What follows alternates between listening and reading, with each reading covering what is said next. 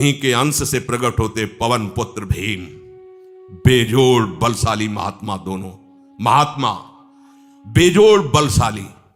जेगिर चरण दे हनुमंता, चले उसगा पाताल तुरंता। जिमि अमोघ रघुपति कर बाना, ये ही भांति चले हनु। किलकार दे तो राक्षसियों के गर्भ गिर जाते थे, ऐसे महान बली हनुमान जी।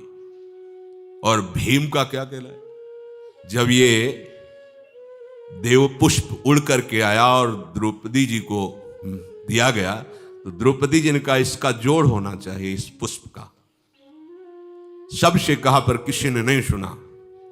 भीम ने कहा कहीं भी मिलेगा मैं इससे लाएंगे। ऋषियों ने समझाया कि आगे मत बढ़ो, ये यक्षों की भूमि है, युद्ध हो जाएगा और तुम्हें तैयारी करनी है हस्तिनापुर के लिए, और तुम इधर। वो सब दिव्य हैं, पवन पुत्र है। किसकी मां ने अपने वेग को बढ़ाया, तो महाभारत में पढ़ के देख लो, इनके चलने के वेग से वृक्ष उखड़ उखड़ कर गिर रहे थे। ऐसे जब चल रहे थे तो चलने के वेग से वृक्ष उखड़ जाते थे भीम के। तो हनुमान जी ने सोचा किसी के समझाए तो समझेंगे नहीं, तो आगे पवन पुत्र ही बैठ गए, बूढ़े बानर का भेष लेकर, लंबी पूंछे से। मार्ग में मर्यादा है, किसी पशु को भी नहीं लांघना चाहिए। विवेकवान उपासक ऐसा नहीं कि कोई सो रहा है पशु भी आप उसे लांघ जाए, ऐसा नहीं। जो विवेक है, जो मर्यादा है, वैसे किसी सोते हुए को लांघना नहीं चाहिए। उन्होंने कहा है वृद्ध बानर, ये अपनी पूंछ हटा ले और मार्ग दे दे, इस समय मैं विशेष कार्य के लिए जा रहा हूं। तो उनका जब कह ही दिया है वृद्ध, तो आप समझ ही रहे होगे कि वृद्ध में क्या ताकत होती। अब मेरी ताकत पूंछ हटाने की नहीं रह गई है, आपने तो वृद्ध ही कह दिया है, तो आप समझ रहे हो ना, आप पूंछ हटा लीजिए। कहा हमारी आज्ञा की अवहेलना करे, ऐसे उठी नहीं, दोनों हाथ लगाया, नहीं उठी, पूरी ताकत लगा दी। पवन पुत्र भीम की पूरी ताकत लग गई, पूछ जरा से भी नहीं ली। हाथ जोड़ के खड़े बोले हम समझ गए हमारे बड़े भ्राता आप हनुमान जी हैं, क्योंकि ऐसा कोई बानर सृष्टि में पैदा नहीं हुआ कि मैं उसकी पूंछ ला हिला सकूं, मैं समझ गया। तो मुस्कुराए और बैठ के बोले हमारी आज्ञा मानो, इस मार्ग में मत जाओ, ये देव मार्ग है, ऐसे ऐसे सिद्ध है कि आपका अपराध बन जाएगा, आप शाप से युक्त हो जाएंगे, इसलिए मैं आपको मना।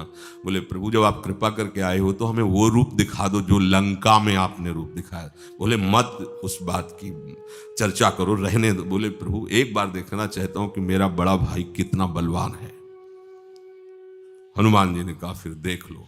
कनक भूधराकार शरीरा, समर भयंकर अति बल। कांप गए भीम जी, हाथ जोड़ बोले भीम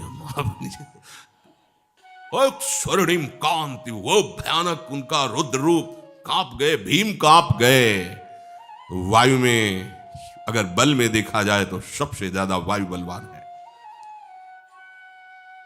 भगवान कैसे है, मरुत कोट सत विपुल बल, अरबों वायुओं जैसी महान ताकत हमारे प्रभु में है, संशय नहीं। वो अगर छोटी सी कार्य के लिए सहयोग लेते हैं, ए उठवा दो, ऐसा कर, भक्तों के साथ वो विनोद करते, लीला करते, नहीं उनमें बल कितना है। ऐसे पवन पुत्र हनुमान जिनके चरणों को ऐसे गोद में लिए रहते हैं।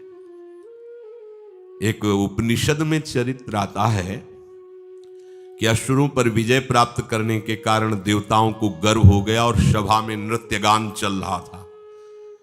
भगवान जब किसी पे गर्व करते हुए देखते हैं तो उनको अच्छा नहीं लगता। फिर सृष्टि के विधान के प्रधान अधिकारी जब देवतागण और देवराज इंद्र और उन्मत्तता, विजयश्री में उन्मत्तता आ जाती है, तो भगवान ने एक यक्ष का रूप धारण किया और सभा के प्रधान द्वार पर दिखाई दिए। देवराज इंद्र ने कहा कि पता लगाओ ये कौन है, बिना आज्ञा के बिना सूचना के कैसे आ गया है, क्योंकि त्रिभुवन पति है ना। अग्नि देवता ने कहा मैं जाता हूं, पता लगा के आता हूं, क्योंकि किसी बलवान का परिचय पूछने के लिए निर्बल को नहीं भेजा जाता। अग्निदेव गए और कहा आप अपना परिचय दीजिए, कौन हो और यहां कैसे आए हो। तो उनका परिचय लेने के पहले हम आपका परिचय जानना चाहते हैं, आप कौन हो। तो उन्होंने कहा कि मैं अग्निदेव हूं, सामर्थ्य आपकी, त्रिभुवन को उपले की तरह भस्म कर सकता हूं। मैं समस्त प्राणियों के उदर में बैठकर अन्न और जल का पचाकर जीवन दान देता हूं, जीवन पोषण करता हूं। अच्छा, एक तिनका फेंका, हम तुम्हारी बात तभी प्रमाणित, ये उपनिषद की बात, हम तुम्हारी बात तभी प्रमाणित मानेंगे जब तुम इस तिनके को जला दोगे। कोई अग्नि देवता से तिनका जलाने की बात कहे, सहज में दृष्टि डाली, कुछ नहीं हुआ, पूरा पावर लगा दिया। यक्ष जी ने मुस्कुरा कर कहा, तुम तो कहते थे पूरे त्रिभुवन को उपले की तरह जला दूंगा, अब गिरिवा झुकाई पहुंचे। देवराज इंद्र ने कहा कौन है? बोले असमर्थ रहा उनका परिचय जानने में, वायु देवता। आप अपना परिचय बताइए। तो आप अपना परिचय जो आए हो तो हमें पहले बताओ, तब हम अपना परिचय दें। उनका मैं महान देव वायु हूं, बल आपका, संपूर्ण जीवों का जीवन हूं। अगर मैं रुक जाऊं तो एक भी क्षण सृष्टि टिक नहीं सकती, क्योंकि सब वायु से जीवित है, और मैं पूरे ब्रह्मांडों को तिनके से उड़ा सकता हूं। ये तिनका है, उड़ाओ। पूरी ताकत लगा दी वायु देवता ने, तिनका नहीं उड़ा। ग्रीवा झुकाई, वापस चले गए। अब देवराज इंद्र उठे, जे भी नजदीक पहुंचे यक्ष अंतर्धान हो गए और देखा साक्षात ब्रह्म विद्या दूर से मूर्तिमान ब्रह्म, और डांट लगाई कि तुम उनसे संभाषण करने योग्य भी नहीं हो, क्योंकि तुम सबसे बड़े सिंहासन पर बैठे हो और अहंकार करते हो। तुम्हारे देवता सब सामर्थ्यहीन है, एक तिनका भी अग्नि नहीं जला सका, एक तिनका भी वायु नहीं उड़ा सका। अरे जिनकी शक्ति से शक्तिमान वो भगवान स्वयं आए हुए थे, कांप गए देव। अहंकार मत करो, जाओ, भगवान के बल से तुम विजयी हुए, देवताओं के बल से नहीं। देवताओं में जो शक्ति है वो उन्हीं के अंश से आई हुई है। अरबों वायु के समान महान बलशाली हमारे श्री हरि, अरबों सूर्यों के समान उनका प्रकाश, अरबों सूर्यों के समान प्रकाश, अरबों चंद्रमाओं के समान सुशीतलता, समस्त भयों और दुखों का नाश करने वाले प्रभु श्री हरि। काल कोटि सत सरिसती, दुस्तर दुर्ग दुरंत, धूम के तु सत कोटि सम, दुराधरस भगवंत। अरबों कालों की सामर्थ्य, अरब नहीं अरबों कालों की सामर्थ्य भगवान एक काल अनंत ब्रह्मांडों में तांडव मचाए रखा है। अरबों काल, अमित बलशाली, अत्यंत दुस्तर, दुर्गम, दुरंत, कौन? प्रभु श्री हरि। अरबों धूमकेतुओं के समान अत्यंत प्रबल सामर्थ्यशाली, प्रभु अगाध सत कोटि पताला, शमन कोटि सत सरिष कराला, तीरथ अमित कोटि सम पावन, नाम अखिल अघ पूग नशावन। कितने अथाह हैं प्रभु? बोले अरबों पाताल से भी बढ़कर, अरबों पाताल से भी बढ़कर गहरे हैं, कोई था नहीं पा सकता। कितने भयानक हैं, अरबों यमराजों से भी ज्यादा भयानक प्रभु श्री हरि हैं। अनंत कोटि तीर्थों को भी पावन करने वाले परम पवित्र जिनके श्री चरण है, वो तीर्थपाद श्री हरि हैं। अनंत तीर्थों की, उनका नाम ही संपूर्ण विश्व के पाप समूहों का नाश करने में समर्थ है। हिमगिरि कोटि अचल रघुवीरा, सिंधु कोटि सत समगंभीरा, कामधेनु सम कोटि। आहा, देखो अब किसके सामने तुम्हें हाथ पसारने की जरूरत है? समझो, अगर अपने प्रभु को जान जाओगे, समझ जाओगे, तो फिर कहीं इधर उधर झांकने की जरूरत नहीं, किसी के सहयोग की जरूरत नहीं। कैसे प्रभु?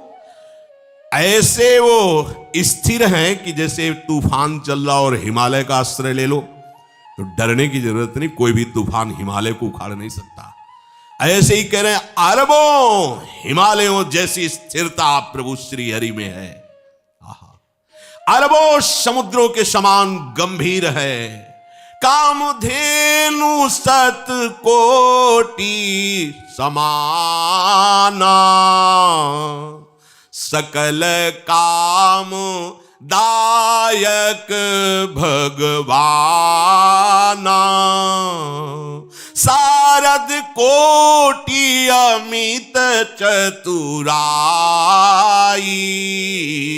विधि सत कोटि सृष्टि निपुनाई। विष्णु कोटि सम पालन करता, रुद्र कोटि सत सम संघरता। अरबों कामधेनुओं के समान प्रभु श्री हरि हैं। एक कामधेनु मिल जाए तो निहाल हो जाए है। हमारे श्री हरि कैसे अरबों कामधेनुओं के समान है। इच्छित कामनाओं की पूर्ति कर दे उसे कामधेनु कहते हैं। प्रभु में कितनी चतुरता है। अनंत कोटि सरस्वतियों की एक सरस्वती ब्रह्मांडों का संचालन करती है, बुद्धि के अधिष्ठात्र देवी हैं। यहां क्या हमारे श्री हरि अनंत कोटि सरस्वतियों की चतुराई समाई हुई है। अरबों ब्रह्माओं के समान सृष्टि रचने में समर्थ। एक ब्रह्मा प्रकट कर दिया, ये वैभव प्रकट हो गया। अरबों ब्रह्माओं जैसी सामर्थ सृष्टि रचना की प्रभु में है। आहा। और अरबों विष्णुओं के समान पालन करने की सामर्थ्य प्रभु में है। अरबों शंकर के समान संहार करने की सामर्थ्य प्रभु में है। धनद कोटि सत सम धन वाना, माया कोटि प्रपंच निधाना। भार धरन सत कोटि अहिसा, निरवधि निरूपम प्रभु जगदीसा। अरबों कुबेरों के समान धनवान है। अरबों मायाओं के समान सृष्टि करने में सामर्थ्यशाली है। अरबों शेष भगवान के समान अनंत भार उठाने में समर्थ है। जगदीश्वर प्रभु श्री हरि की कोई उपमा कोई सीमा नहीं है। ये उपमा रहित और सीमा रहित है। निरुपम न उपमा आन राम समान, राम निगम कहे जिम कोटि सत खद्योत समु, रवि कहत अति लघुताल है। यही भांति निज निज मति विलास, मुनीस हरि बखा नहीं। प्रभु भाव गाहक अति कृपालु, सप्रेम सुनि सुख मानहि। प्रभु भाव गाहक अति कृपालु, सप्रेम सुनि सुख मानहि। प्रभु श्री हरि उपमा रहित हैं। उनकी कोई अनंत ब्रह्मांडों में किसी से उपमा नहीं दी जा सकती। प्रभु के समान केवल प्रभु हैं, ऐसा वेद कहते हैं।